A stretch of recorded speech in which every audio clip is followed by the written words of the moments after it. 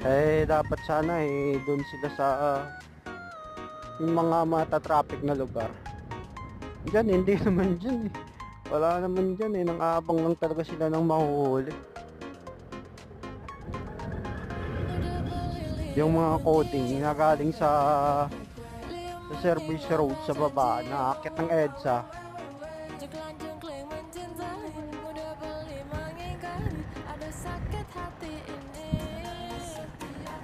Kumbaga ginagawang ano yan dyan eh. Ah, anong tawag yun? Gateway. Pagka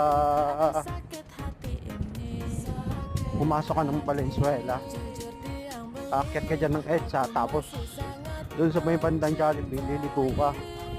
Tapos pag liko mo,